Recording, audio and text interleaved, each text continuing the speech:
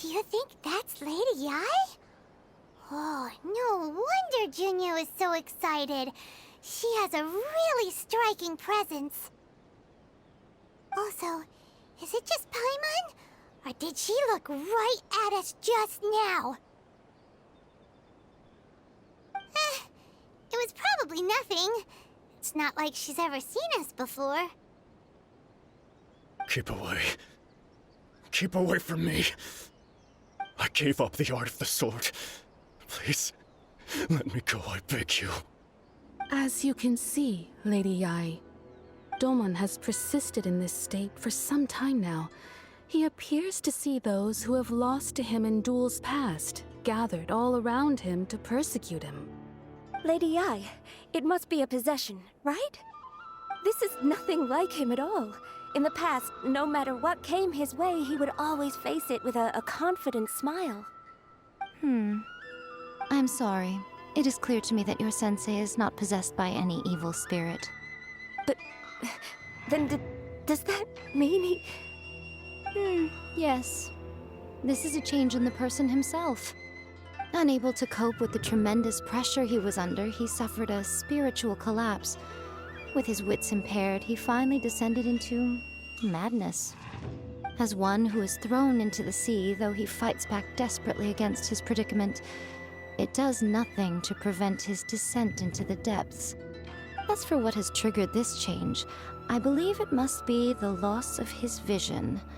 For to be stripped of one's vision is to be stripped of one's ambition. Stripped of his ambition?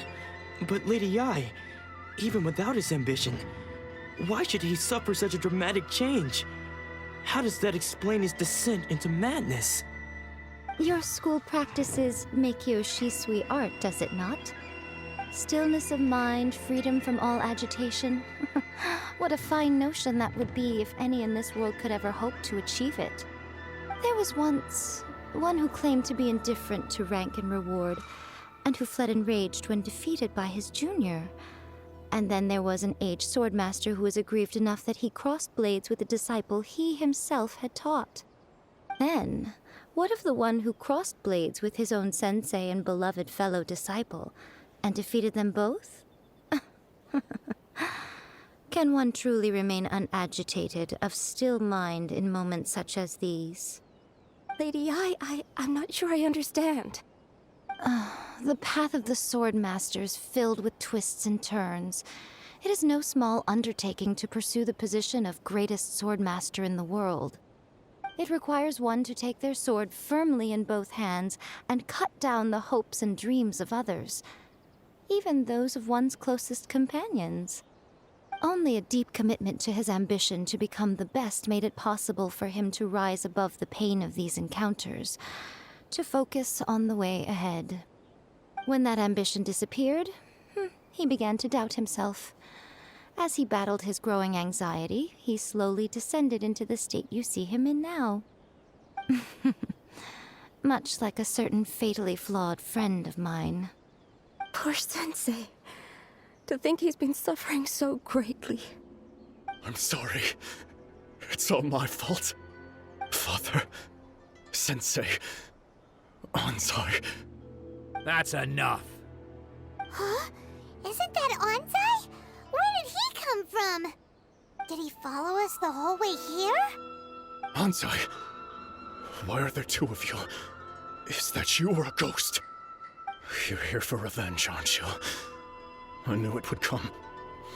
I never should have. You're right to assume that my feelings towards you are far from kindly. But I didn't come here to settle a score. It's been so long now that I made peace with it years ago. You did nothing wrong that day. I couldn't face the humiliation. That's why I ran. I don't think most of the people you beat along the way would hold it against you.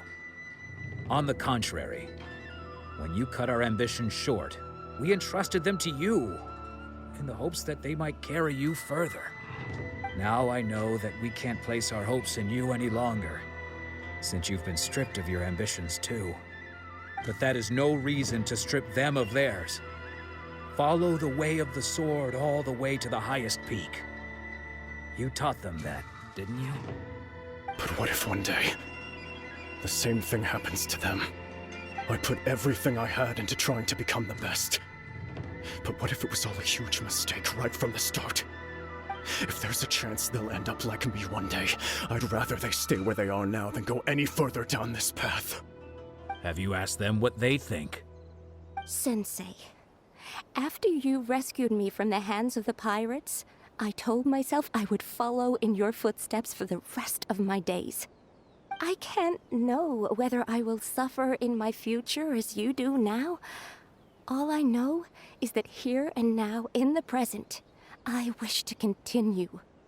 I want to keep going until the day that I can stand before everyone with my head held high and announce that I, like my sensei Domon before me, am a master of Meikyo Shisui art. Nanako's far from the only one. Actually, all of us think that way. Goodness. Well, You see? You can place the ambition you once had in their hands. Being stripped of your ambition is something that's never happened to me, so I can't claim to understand it. But I do know what it feels like to have your ambitions crushed. That's what happened on the day that you so effortlessly defeated me. So, just as I once placed my ambitions onto you, it is time for you to release yours into their custody. You are not in the same position that I was. When I left, I had nothing to my name. But you have a great number of worthy disciples. I understand. I'm sorry to have made you worry for me, and for the state of Meikyo Shisui art. I no longer have the resolve to become the best in the world.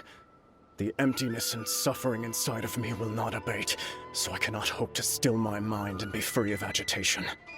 But as your sensei, I shall commit to imparting unto you everything I have learned in my life so far. This is my promise. And I humbly ask Anzai, my senior, to hold me to my word. You can count on that. I'd be checking in on you occasionally anyway, just to make sure you hadn't lost your mind again. But I am now used to the life of a wanderer. I do not belong in the dojo anymore, so I will simply stop by once in a while to make sure you aren't cutting any corners with them. Well, don't just stand there staring at me. Say thank you to Lady Yai and then get yourself back home.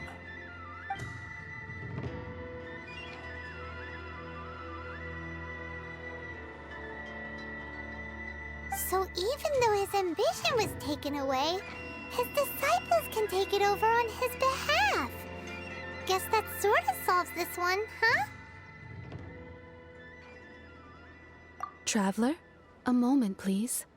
Lady Yai has some words for you. So, my intuition was correct. The wind that blows from afar carries fresh life to these shores. For us to meet now is premature. Nevertheless, you set foot on these islands at precisely the right moment.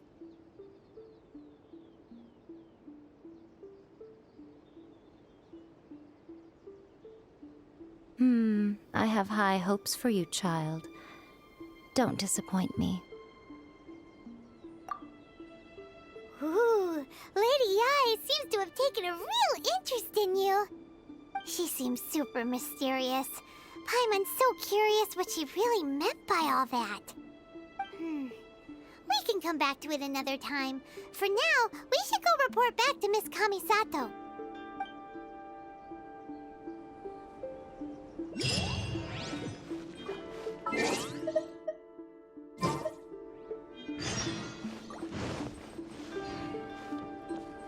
Narukami, please. See that he stays safe.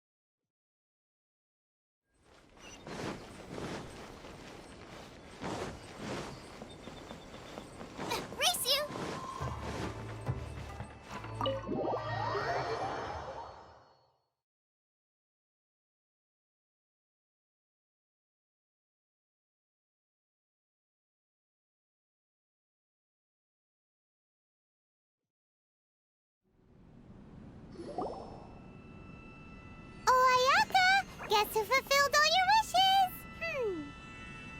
Huh? Ayaka! Huh? Huh?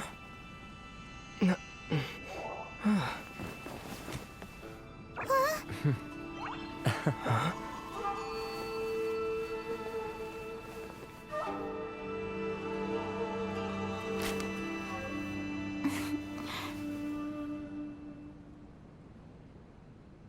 Traveler, Paimon, it is a pleasure to finally meet you both face to face. I have heard all about how you helped our three friends. My sincerest thanks to you. Yeah. Short of getting them their visions back, it seems like there's no way to really help them. Ayaka, how come this time you get to come out and meet us in person? Because now that you have done the three things I asked of you, I consider you to be my friends. As you will observe, I dispense with the screen for Toma also. Mm-hmm. Wait a second. But isn't Toma your, servant? Paimon's happy to help and all, but Paimon sure as heck did not sign up to be a servant. Oh. Paimon, you are most entertaining. Toma is first and foremost my friend, and was so before he ever became my attendant. Oh, okay then. Ayaka, you seem pretty different out in the open compared to how you are behind the screen. Alright. Thank you both kindly. Back to the matter at hand. You have now witnessed the pain of those deprived of their visions. What are your feelings on what you have seen? Perhaps in the eyes of a deity such as the almighty Shogun, the lives of those who inhabit the world are inconsequential. Thunders roar, lightnings flash, the winds assault, and the rains descent. All these things take place with no regard for the feelings of the common people.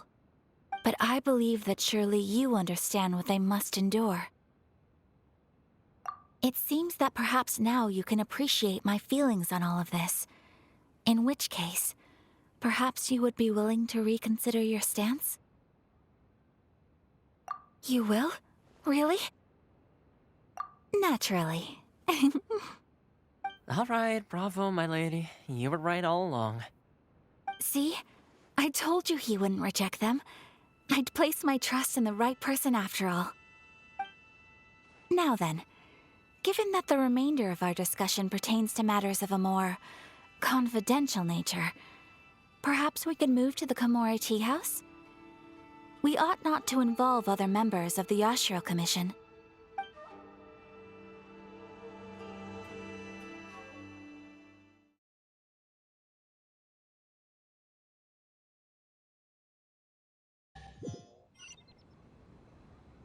Well, here we are again. Please continue without me. I'll keep watch. So, what's the deal with this place anyway? What makes it your favorite meeting spot? This is land that was gifted to the Yashiro Commission by the Shogun. The Kamisato clan has the exclusive right to plan, build, and repair any property on this land, and even to allow or deny access. Such privileges exist due to the Yashiro Commission's role in managing ceremonial affairs. Oftentimes, it is not appropriate to discuss details in front of bystanders. Oh, Paimon gets it. Gotta keep a bit of mystery, right? Once the number of ceremonial affairs conducted in the city began to decline, our forebears built a tea house here. Only members of the Yashiro Commission are permitted to come and go as they please. Makes sense. Perfect place for a secret base. In any case, we can talk freely here. I presume you have a few questions that you wish to ask me? The almighty Shogun. I've seen her on but only a few occasions, most of them formal ceremonies. She inspires awe, commands respect, and exudes a sense of absolute authority. But as I recall, there was something else about her that struck me even more deeply. It was her almost complete lack of any emotion. In that sense, she appeared to me to be less of a ruler and more of, well, an executive official, I suppose. Focused exclusively on her single goal of implementing eternity, acting accordingly without feeling. The issue is this. For the vast majority of people, the Vision Hunt Decree is something that has no implications whatsoever. After all, it is but a tiny minority of people who receive visions. Moreover, it is not unknown for visions to spark jealousy in others. Because of this, the attitude of most people towards the Vision Hunt Decree is one of indifference. How can they be like that? Paimon's getting mad. Nevertheless, in addition to us, there is also the resistance on Watatsumi Island. Resistance? You mean like an army fighting against the decree? Yes. Many who have lost or fear losing their visions have rallied together under Sangonomiya on Watatsumi Island to form a resistance group. To say a little more about Sangonomiya, historically, there has always been some conflict between them and the shogunate of Narukami Island due to their different belief systems.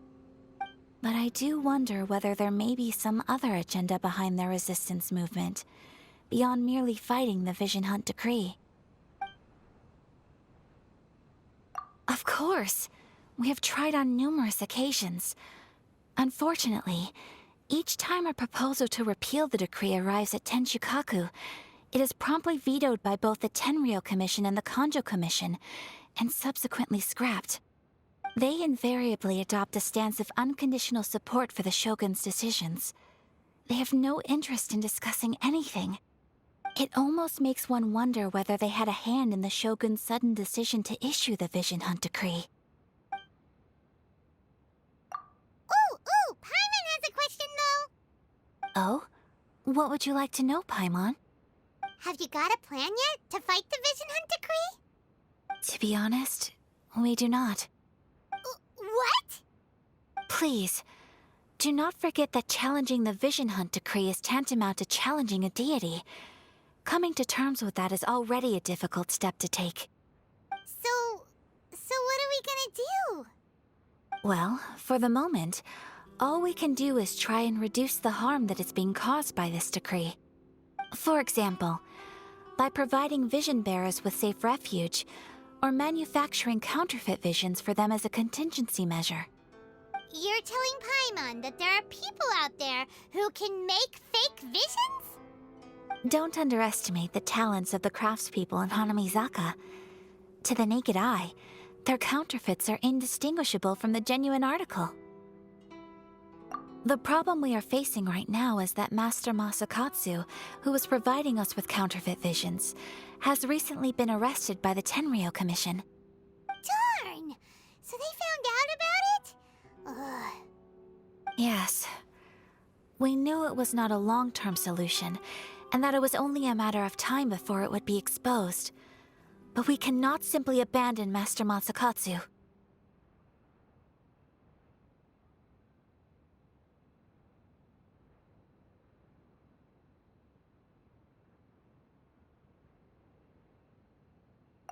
Exactly.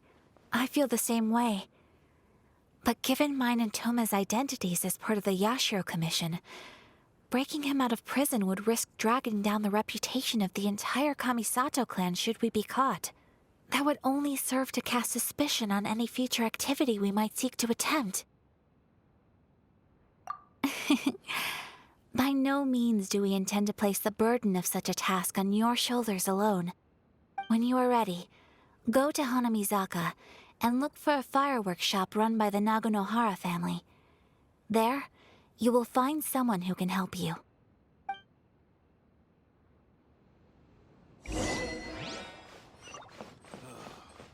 Books were more interesting